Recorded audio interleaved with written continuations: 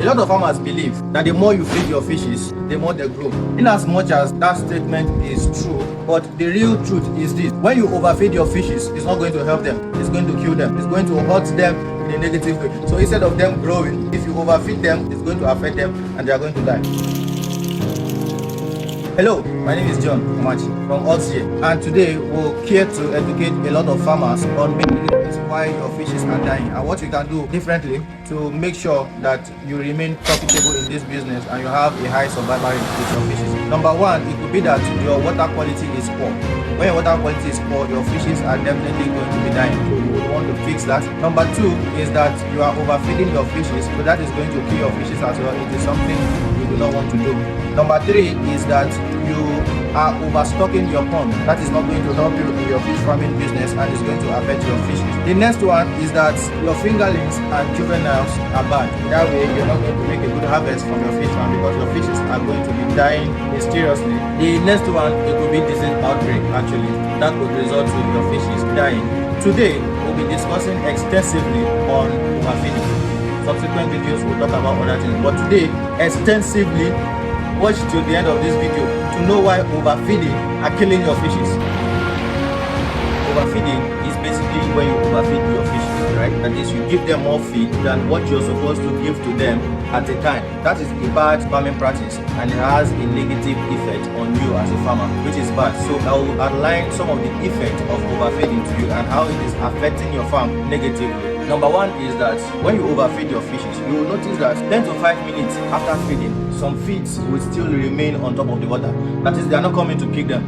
The fishes might go down sometimes, but you see feeds remaining on top. And what happens is that after a while, after some minutes, these feeds will go down. It will sink down under the pond. And when it goes under the pond, it goes there to pollute the water with time. So your water will become polluted. You'll notice that the water is dirty. And when the water is dirty, with time, the feed will rot. That is, it will become rotten under your pond. And when it becomes rotten, it gives two major gases that are very, very harmful to your fishes, which is ammonia and hydrogen sulfide. So these gases, what they do basically, when you have excess ammonia and hydrogen sulfide under the water, it reduces the dissolved oxygen, which is what your fishes breathe. They're not taking the atmospheric oxygen like you and I, so they're breathing the dissolved oxygen under the water.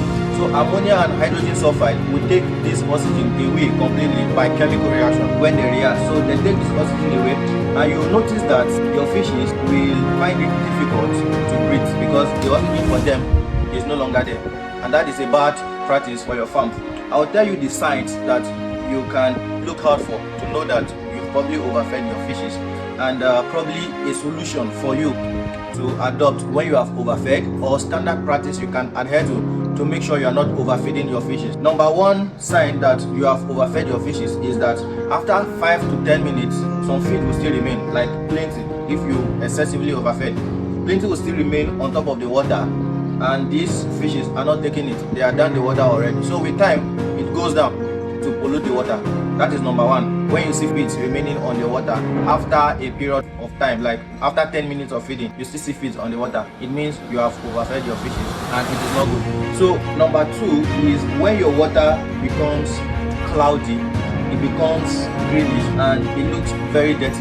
It means that water is polluted and it could be as a result of you overfeeding your fishes.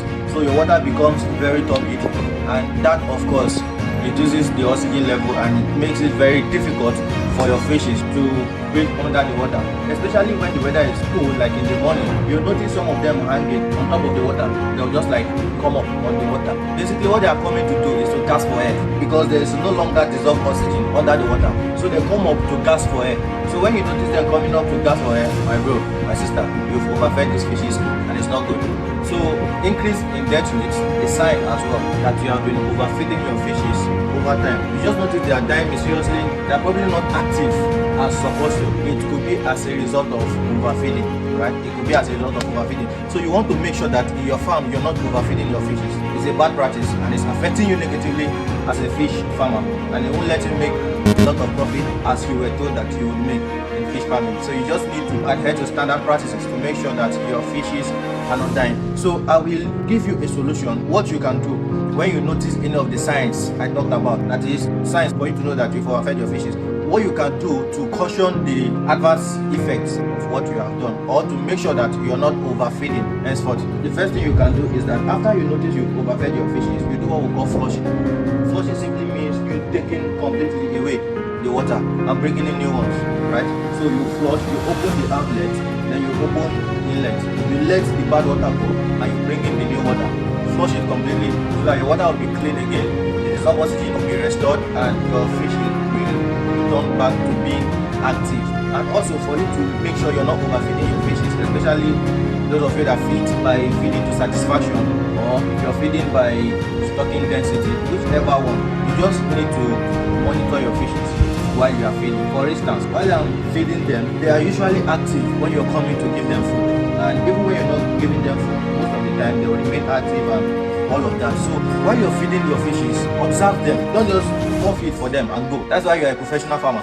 Observe the fishes. Make sure they are responding to the feeds you're giving to them. If they stop responding, if they stop jumping the way they jump when you bring in the feed, or as you're giving them, know that they are satisfied and you have to stop. If you used to give them like a bowl of feed before, and you notice maybe after 3 fetches of your hand they are no longer responding, you don't have to complete that bowl. You have to stop and probably find out why they are not responding to the feed you're giving to them, rather than overfeeding them because you're used to giving them one bowl. It's a bad practice. So always make sure you stop when they stop responding to the feed you're giving to them. Do you find this video educational and helpful? Do not forget to like, subscribe to our channel, or follow our page, share with your fellow farmers so we can all remain profitable in this business. And also, if you've had this challenge in recent time when your fishes are dying, or you've had it before, just put your experience in the comment section and we can provide a solution to you, what you can do better to improve your fish farming. Bye.